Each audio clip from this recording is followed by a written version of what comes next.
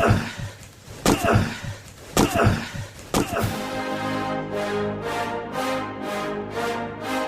rolls out to the right, pitches off to Taylor, and Taylor's to the 20, down to the 15, down to the 10, 5, 4, 3, 2, 1. Touchdown, Billy Taylor! Touchdown, Billy Taylor! Billy Taylor scored a touchdown from 21 yards out. The crowd goes berserk. It was November 22nd, 1969. That they came to Barry, Michigan, all dressed in maize and blue. The words were said, the prayers were read, and everybody cried. But when they closed the coffin, there was someone else inside. Oh, they came to Barry, Michigan, but Michigan wasn't dead. And when the game was over, it was someone else instead. 11 Michigan Wolverines put on the gloves of gray, and as the organ played the victors, they laid Woody Hayes away. Under center is Wangler at the 45. He goes back. He's looking for a receiver. He throws downfield to Carter.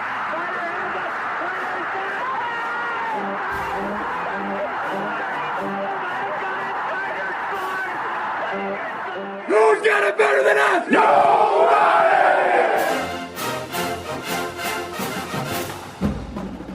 Welcome to the Michigan Man Podcast on Wolverine Sports Radio, a member of the V Sporto Network, and in partnership with SB Nation's Maize and Brew, for Wolverine fans from coast to coast.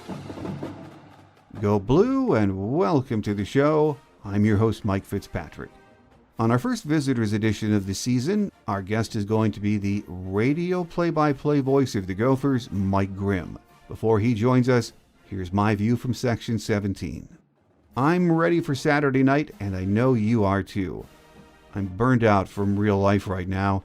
Politics, pandemics, quarantines, masks, and on and on. I want my diversion from the real world right now.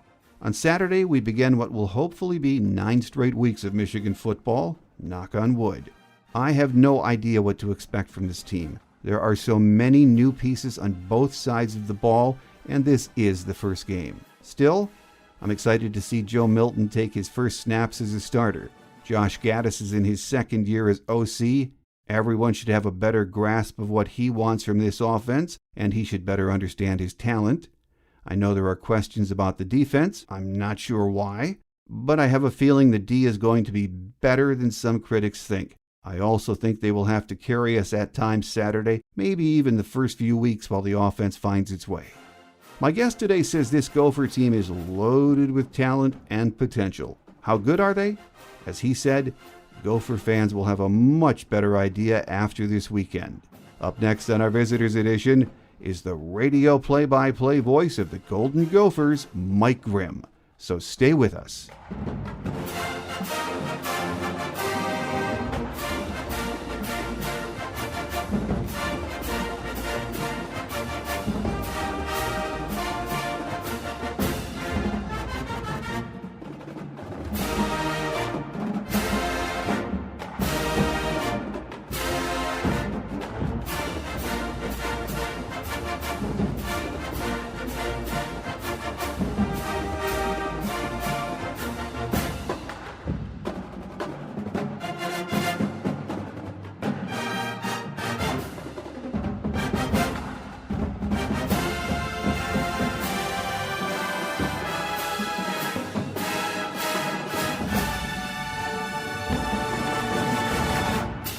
Here with us on our show today is the radio play-by-play voice of the Golden Gophers, Mike Grimm. Mike, it's been a few years. It's great to have you back with us, though. Yeah, no doubt. I love this rivalry. I love when Minnesota and Michigan play for the Little Brown Jug, and obviously with divisional play, it doesn't happen every year anymore, but when it does, it's something I know Minnesota fans look forward to. They haven't had that jug very often, so they keep their fingers crossed every year. Everyone is excited because of the kind of year we've had, and, in the summer, the schedule comes out. A few days later, no, the season's postponed, and here we are, finally getting things underway, I should say, on Saturday night. And Mike, one stat all college football fans are paying attention to this year, unfortunately, are the COVID test numbers. And there were some media reports earlier this week that the Gophers might be shorthanded as a result of some recent positive tests. Is that still the situation? Nobody really knows, honestly. This is one of those weird years that I don't think this is going to be one of those games. Nobody's going to know what's going on until kickoff. Yeah. from a Minnesota side, I think there's probably some hey, let's not let any info out because there's a new offensive coordinator. Let's be vague about everything. I think every team has had positive tests at some point from the summer until this first game on Saturday. How many the Gophers have, I don't know. Who's opted out? They haven't mentioned that. And I think it's all part of some gamesmanship. Of course, it's well known, Coach Harbaugh doesn't release a depth chart ever, even once or 3 or 4 weeks into the season. So, I think coaches are weird, and I think that they get a competitive advantage by being vague. I don't know if that's true. Whenever I ask coaches that I cover about, that player might or might not play, he might be injured, they say, well, it doesn't change our prep at all. And then I wonder, well, why do coaches then on the flip side spend half their day worrying about how they can make it hard on the other team? So it's to me, it's all gamesmanship, and we won't know. We really won't know until kickoff. We don't know for sure. Michigan hasn't released its starters. Minnesota hasn't released much info, and it's kind of fun. But I'll tell you, from a radio perspective, like me trying to get ready for the game, it does create a little bit of a challenge. But what's a little bit of a challenge? 6 weeks ago we thought there'd be no game, so let's see how it unfolds on Saturday night. Well, what we do know is we get the season started off in a big way, national TV audience, coast to coast. And game day is in Minneapolis. Is that the first time they've paid a visit? Well, interestingly, it's the second straight game TCF Bank Stadium will host game day. Game day, for the first time ever, visited Minneapolis when Minnesota and Wisconsin finished the season last year. The winner of that game was Wisconsin, and the winner, whoever won the game, was going to advance to play Ohio State in the championship game. So it was a huge game. It was a tie. As it turned out, Minnesota ended up tying Wisconsin. The Gophers had a 1-game lead heading into that weekend and then lost at home to the Badgers. So they hadn't, in the history of College Game Day, hosted the show on campus in Minneapolis, and now in back-to-back home games, 2 games in a row at TCF Bank Stadium, they'll have game day. Obviously, it's a much different circumstance. There won't be fans allowed. They're going to host the show from actually inside the stadium. There's a really cool area on the West Plaza that includes a small little miniature field with some turf there where the game day folks have liked the setup there. So that's going to be in the stadium because there's not going to be a setup where you can be on campus. Like last year, it was thousands of people showed up on the quad, which is a few blocks from the stadium, and kind of in the middle of campus, and it snowed, and it was a cool looking scene. Now, unfortunately, it snowed this week in Minneapolis. There's snow sitting on the field right now at TCF Bank Stadium as we record this. Obviously, by Saturday, the field will be plowed. Maybe it has already by now, but it was like 6 inches of snow in the Twin Cities on Tuesday night. So the good news is they don't have to worry about trying to hustle 50,000 fans in there, and it's supposed to warm up just a little bit. So and they have heating coils in the turf, so it won't be terrible for the players. But it's not going to be, it's weird, Mike. We had, I'm going to say, the last 8 Saturdays have been picture perfect for football. Yeah. And of course, on it snows on Tuesday, 5, 6, 7 inches. And I think at kickoff, it's supposed to be about 32 degrees. So it is what it is. Football's here. Here in Michigan, Mike, we are well aware, as you know, of who P.J. Fleck is and what a tremendous coach he is from his time at Western Michigan. But talk about what an outstanding job he has done elevating Minnesota football in really a very short period of time. Yeah, and you asked me about game day. I think that in and of itself, that they're now for the second time in as many games in Minneapolis, it tells you what you need to know about what he's done. When he got here, and again, he always comments, the work's never done. Like, there's always naysayers and there's always doubters. And that's especially true when you approach things the way P.J. Fleck does. He admits that he's not everyone's cup of tea. He knows he's a little wacky. He's a unique approach to it. He wants to project as the face of the program. For some, they're just waiting in the weeds to have him go 4-8 so they can say, see, he's no good. But here's what I'll say. Up to this moment, when he was hired in 2017, early 2017 for the fall of the 2017 season, Minnesota had a nice run with Jerry Kill and Tracy Claeys. Really good run, well-respected coaches, hard-nosed football team. So what I'm about to say, please, don't misinterpret that I'm trying to disparage what had come before, because what they inherited was not as good as what PJ inherited. So, the foundation here was built a little bit on Jerry Kill, who also spent some time in the state of Michigan. But when PJ took over, there was also kind of they were in the middle of they were a few weeks removed from where players were going to boycott the bowl game based on, some scandalous stuff that took place on campus that turned out not as scandalous as they thought. Anyway, that's a whole nother, we could do a whole podcast on that in and of itself, and it probably will be some show made on it. But the point is, when he got here, things were in a bit of disarray.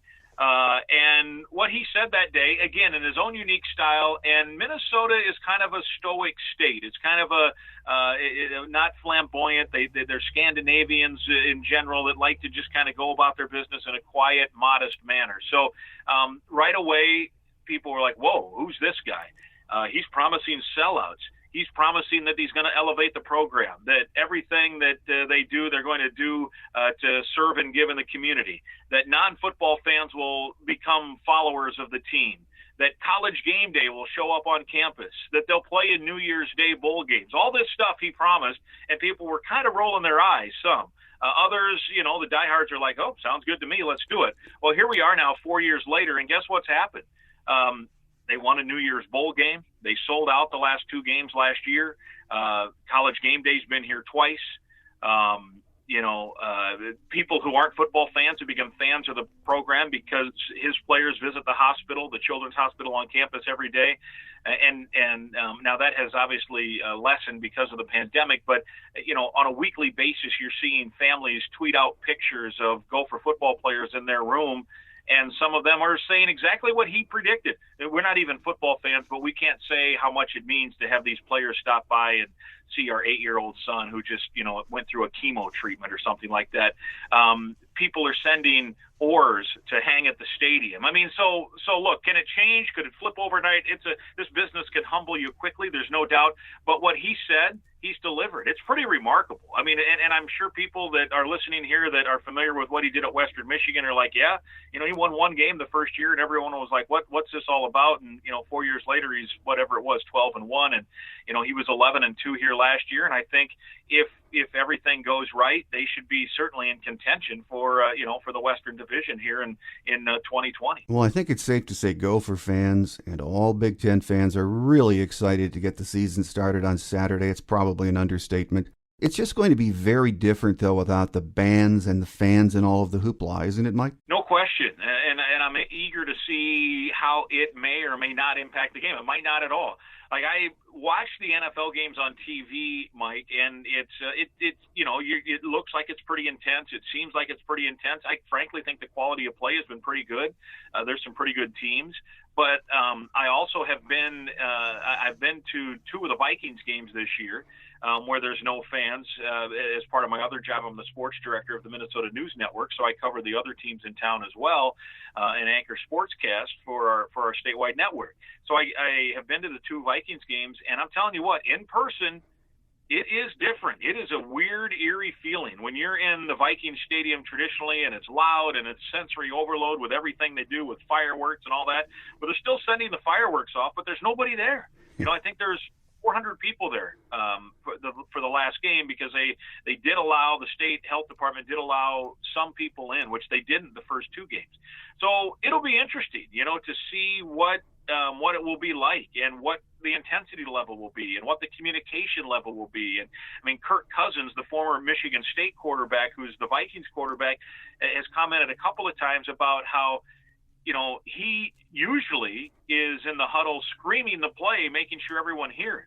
And now he's trying to make sure the defense doesn't hear. So he's talking under breath to call the play in the huddle. Now, some teams in college do the no huddle and it's signaled in and you don't have to worry about it anyway.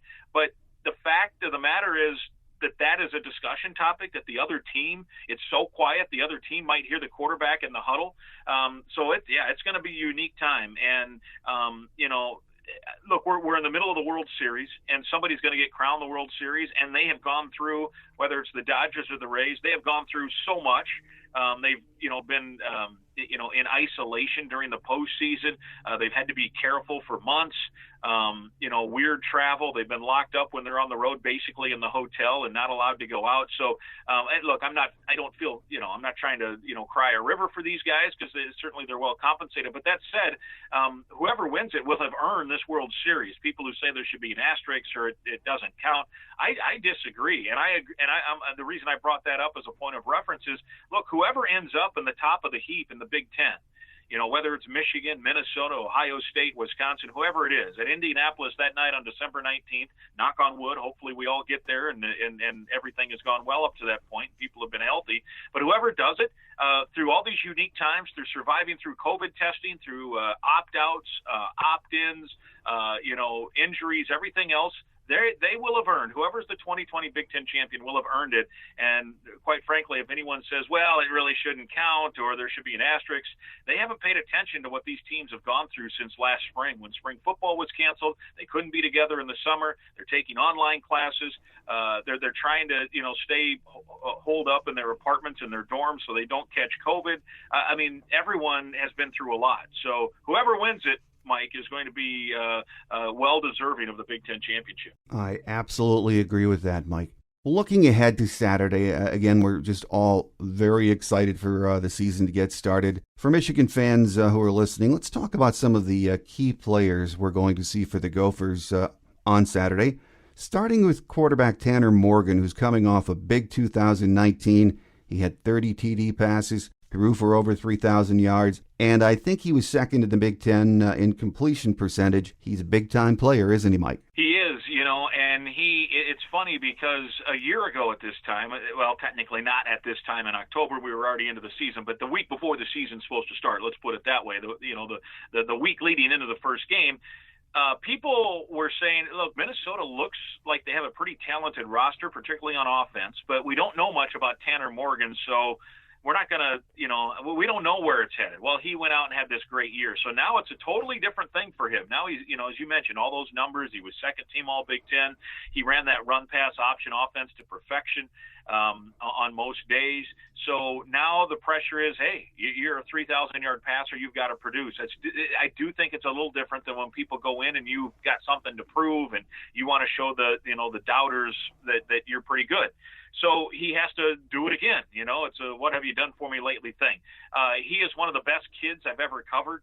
Just a great kid from a great family. He has been through a lot. His dad has gone through cancer treatment here in the off season. They haven't been able to be around him much because of the COVID stuff. They're from the Cincinnati area. They're on the Kentucky side of the Cincinnati metro. In fact, interesting story with Morgan. He had committed to PJ Fleck when PJ was the head coach at Western Michigan. He did graduate in December, like a lot of quarterbacks do, so they can early enroll. And they had their early graduation party for him. They were set to leave the next day. The minivan was packed to go to Kalamazoo. And during the graduation party, PJ Fleck calls and said, hey, I just took the Minnesota job. I want you to come to Minnesota instead. And remember, at that point, there wasn't an early signing day, so he hadn't technically signed. And so the family jumped in the van the next day, and instead of taking a right in Chicago to Kalamazoo, they took a left in Chicago to Minneapolis. Never had been on campus before. So, so this is a kid that is all about PJ. He's a great kid. And look, when you have a little clone of the head coach at the quarterback spot, that's a good sign for your football team in terms of all being on the same page and to use, Flex vernacular, rowing the boat in the same direction. Well, more great news for the offense was that Big Ten Receiver of the Year, Rashad Bateman, decided to come back. He's 6'2", 210, an NFL receiver, really, playing one more year of college football, Mike. Huge news for Minnesota because it impacts everything. It's not just the 1,200 yards. It's not just the 12 touchdowns that comes back for Minnesota. He's the reigning Big Ten Receiver of the Year, by the way. He won that award last year as a sophomore. In fact, Minnesota was the first team. Think about all the great receivers that have come through the league, and I know Michigan's had a bunch at the same time. This is the first time, last year was the first time that the Big Ten, that a Big Ten team had the both spots on the first team All Big Ten receiver spot. Tyler Johnson and Rashad Bateman were both first team All Big Ten. That had never happened in Big Ten history. And, it's amazing. And, I know Michigan's had, some great receivers, Purdue over the years with their, with their run and shoot back in the day. And obviously Ohio State's had a run of receivers, but it never had happened before. And guess who does it? Minnesota, which for years has really not been known as a great passing team, but they got it done last year. And Bateman was obviously a big reason why. Well, now you look at it. Johnson's catching touchdown passes from Tom Brady, the former Wolverine, down in Tampa. So he is gone. So now you've got Bateman and then the rest of the group. And my thought is that there's a chance Bateman won't have statistically the season maybe he did last year, because I don't think any doubt without Tyler Johnson now on the other side to warrant some big attention, there's no doubt teams will have a game plan that will say, look, we're going to shift to safety to his side of the field. We might double team him. We might bracket coverage him. We might do whatever we can to shift attention toward him, which could lessen the production from a number standpoint.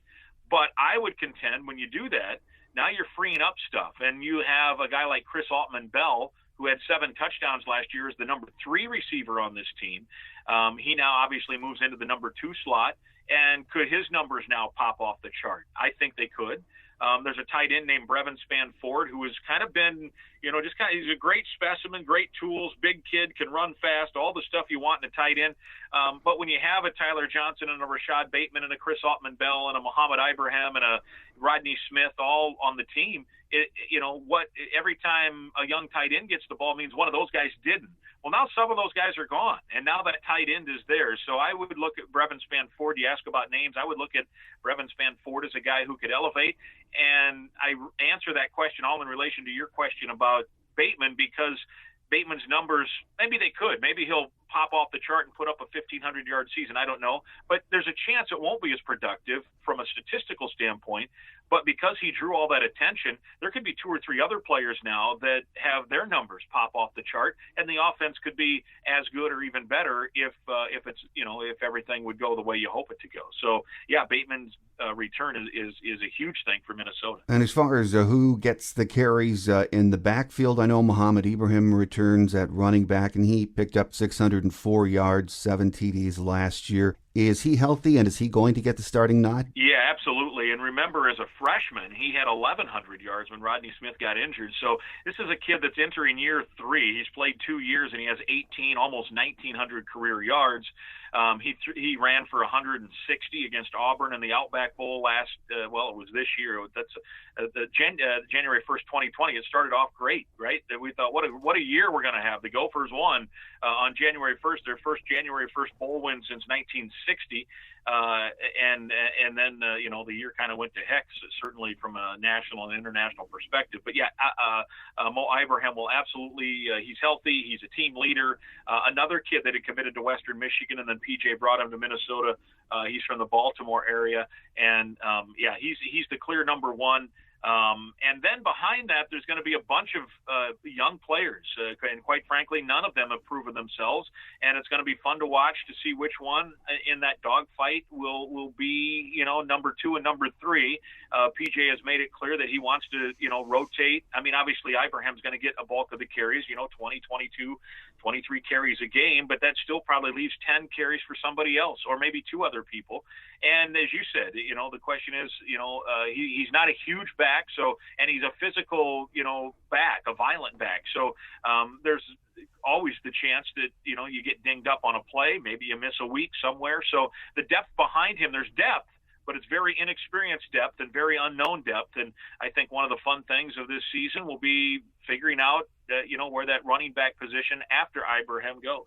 Well, we can talk all we want about the talent at the skill positions, and it's clear that Minnesota has a bunch of it. But none of it works without a very good offensive line. And more good news, all 5 starters are back. So that is huge, isn't it, Mike? Yeah, no doubt. And, it was interesting. They a year ago, again, heading into the opener, the talk was at how good that offensive line was. They had really gelled the last 4 games of that year, the previous year, 2018. And, they ran all over Georgia Tech in the bowl game in Detroit. They had beaten Purdue just a couple of weeks after Purdue had knocked off Ohio State in a big upset. They knocked off Northwestern late that year, and it really kind of set the momentum up.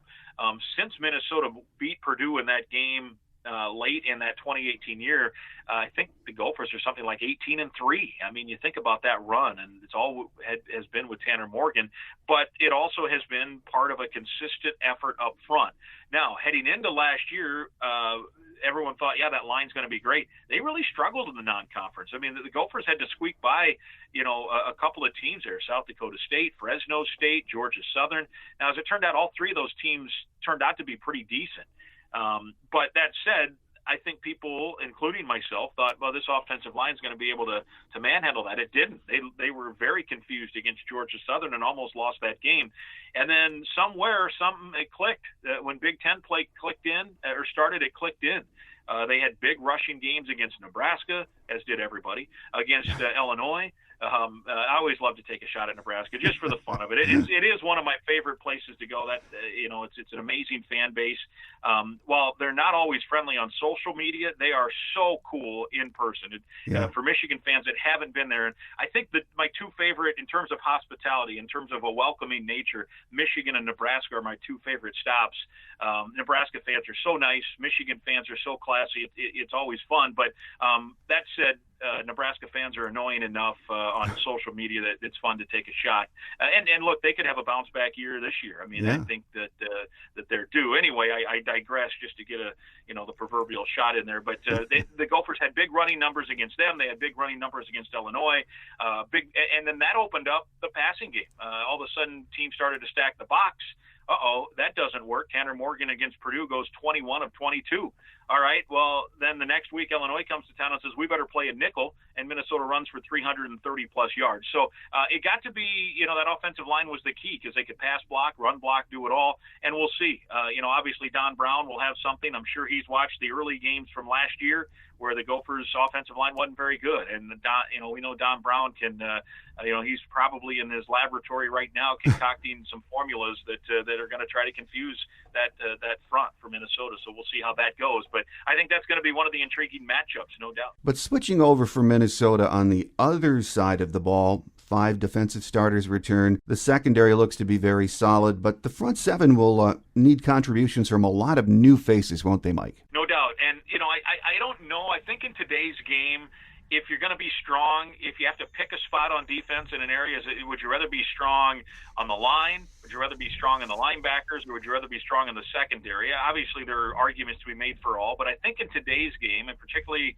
in college football, being strong in the secondary might be the best area if you had to pick one, and they're strong in the secondary. Now, they lose Antoine Winfield Jr., who already has been named the NFC Rookie of the Month for September, and he's putting a good mark on it for October already. He also is playing with the Buccaneers and Tom Brady and that group down there with Tyler Johnson. So that spot is not going to be replaced. You're not going to replace what he meant. I mean, this is entering my 15th year now with the Gopher Radio Network, and no single player in my time, in my opinion, has had a bigger impact on winning games than Antoine Winfield did in his time here. He was here 4 years. He played 2 of them. He was injured 2 of them.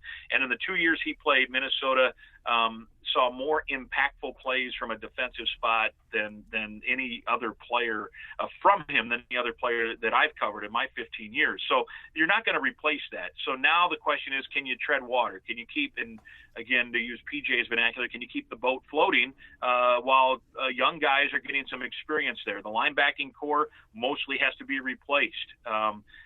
They've got Kamal Martin with the Green Bay Packers. Thomas Barber was one of the all-time career leaders in tackles. He has now moved on to a coaching position. So you have to replace those guys. And then up front, same thing. You've got 2 defensive ends that were 3-year starters that you have to replace. Now, here's the thing. PJ's recruited at a fairly high level relative to what is usually done at Minnesota. So now you've got guys waiting. They've gotten some time. They've played a little bit, but they haven't played every down. And now the question is, when they get their chance, will they live up to the billing? Will they live up to the ranking?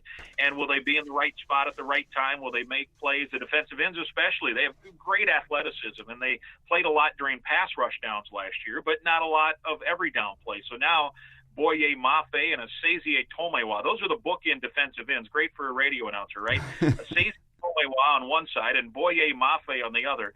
Both specimens, both likely future pro players, but both somewhat inexperienced other than, pass rushing. When it was 3rd and 9, those two guys came in.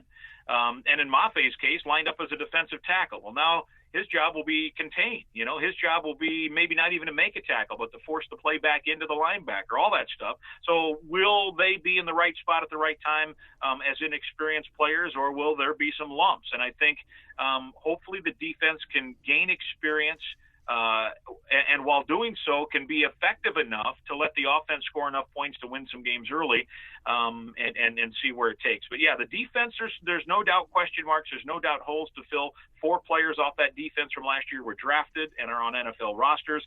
A couple of others were key players that are now, have matriculated on and are not with the team. So that's going to be a key spot, and how quickly those youngsters can come along and live up to the ranking will likely indicate and let us know whether Minnesota is a true contender for the West or not. Well, final question for you, Mike, before we let you get away. Saturday's game, as we know, marks the 97th meeting. Hard to believe, but 97th meeting between these two schools in the battle to claim the Little Brown Jug, which the late, great Michigan radio play-by-play voice Bob Ufer used to refer to as the most coveted piece of crockery in all of sports. And I know it's been one-sided, the numbers tell us that, but it would be a great start to this season if the Gophers can hoist that trophy on Saturday night, wouldn't it? Yeah, no question. I think both teams, right? I mean, it's a big cross-division game. I think when you look at it in the West, until someone can consistently knock off Wisconsin, I'm going to say the Badgers are the favorite to win the West. And in the East, to cover your ears in Michigan, Ohio State's probably the favorite, right? It is what it is. So what's that mean? Well, I think you could make a real strong case the next 2 teams nipping at those 2 teams' heels are Michigan and Minnesota. And guess what? They play on opening week. And the winner of that game, even though it's cross-divisional, is going to have a step up because, 1, it's a quality win, and 2, you're 1-0. And as weird as it sounds, in a season that has 9 games, 1-0 matters. And so the winner is going to have a leg up. So it's a huge game. And then, as you mentioned, from a Minnesota perspective, it is a coveted piece of trophy. The origins date back to 1903. And, Michigan fans, in a weird way, it's probably kind of old hat. They just keep winning the trophy. Minnesota's only won it since 1977 4 times, and never here since 77. Last time Minnesota won the Brown Jug, Little Brown Jug, in Minneapolis was 1977, and there's been a stadium built since then. 1977, Minnesota won that game at Memorial Stadium. The Metrodome was built. Michigan never lost a game at the Metrodome. Now TCF Bank Stadium has been built, and now with divisional play, it's not an every-year thing. And Minnesota had a chance in 2016 to win it late. And they thought they had a touchdown scored to win it, and then the kid was down at the half-yard line, and the Gophers squandered a golden opportunity to win the Jug that night. There's been a couple of other close ones, a couple in the Metrodome, but at the end of the day, Michigan has had its way with this. And so when you have gone that long without winning that piece of real estate on your home field, it would be a monster win. I don't think you can put it into words what it would mean for this fan base. It's unfortunate there will only be 800 people at the stadium if that were to happen. If Minnesota would pull the upset on Michigan and win, it's a shame that there wouldn't be 50,000 people there to watch them charge the other side and pick that Jug up. But that said, it shouldn't take the joy away from. I guess I'm always leery to do live on-air math, but from 77, what is that? Is that 53 years? Am I right there? Mm-hmm. Whatever it is, it's a long time. So when you're talking about that length of time, if they could hoist the Little Brown Jug come Saturday night around 10:30, it would bring great joy, no question, to Gold Country here in Minnesota. Well, there is a lot on the line this Saturday, and fans on both sides, Gopher fans and Michigan fans, are just amped up, ready in this crazy year to get football started. So we're all looking forward to a lot of eyes on this game because it's a coast-to-coast game. So I'm ready. I know you are, and we're going to have some nice fall weather, northern Minnesota weather for this, so it's going to be fun. Our guest today was the radio play-by-play voice of the Golden Gophers, Mike Grimm. And it's been 3 years, I think, 3 or 4 years since we had you on, Mike. The last time we played Minnesota, actually, I think 2017. So, as always, you're a great guest. We look forward to our next visit. And until we meet again, you take care. All right, sounds good. I really enjoyed it. And, let's have a good game on Saturday night.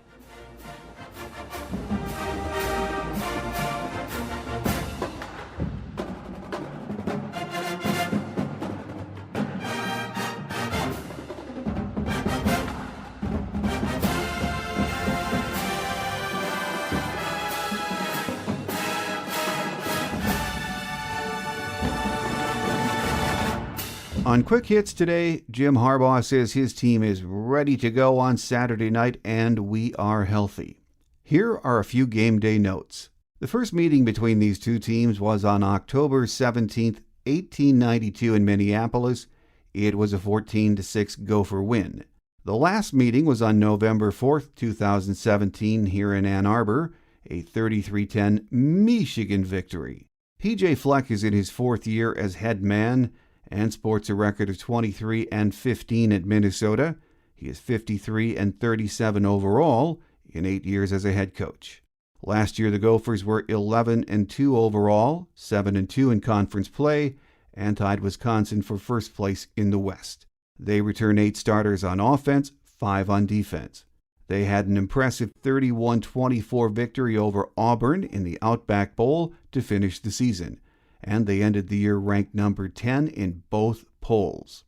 Now, the last time Minnesota won the battle for the Little Brown Jug at home was on October 31st, 1977.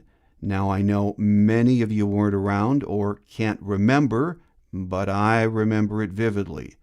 I can hear Bob Ufer's voice in shock as we were upset at Old Memorial Stadium. We went into the game 6-0. We were ranked number 1. Minnesota was not a very good team. They beat us 16-0. The thing I'll always remember is that all of the Gophers' points were scored by Michigan kids. Kicker Paul Rogan hit 3 field goals, and a pretty good back from Detroit scored the only touchdown, Marion Barber. To this day, it ranks as one of the biggest wins in the storied history of Minnesota football. Now, the weatherman says there will be snow on the ground Saturday, with temperatures in the upper 20s at kickoff. It will be cold, but dry. But do we really care? It's time to tee it up and play some ball. Next week, we have the home opener with our buddies from East Lansing. On Monday's Michigan Game Day show, our scheduled guest is Nick Baumgartner. On Thursday's Visitors Edition, we'll be joined by Spartan beat writer Graham Couch from the Lansing State Journal. So make sure you join us. That will do it for now, though. I can't wait for Saturday night. I know you feel the same way. I have no idea what kind of team we have, but we will find out fast. The Gophers are a very good football team. So enjoy the game. I'm your host, Mike Fitzpatrick.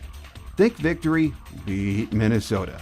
Until we meet again, take care, and as always, go blue. Thanks for joining us today on The Michigan Man, here on Wolverine Sports Radio, a member of the V Sporto Network, and in partnership with SB Nation's Maize and Brew. Our listener lines are open 24/7 for your calls at 313-263-4842. That's 313-263-4842. Or email us at themichiganmanpodcast@yahoo.com. That's themichiganmanpodcast@yahoo.com. The Michigan Man Podcast is produced at the studios of Robin Lynn Productions, Allen Park, Michigan, and is not affiliated with the University of Michigan. Go Blue!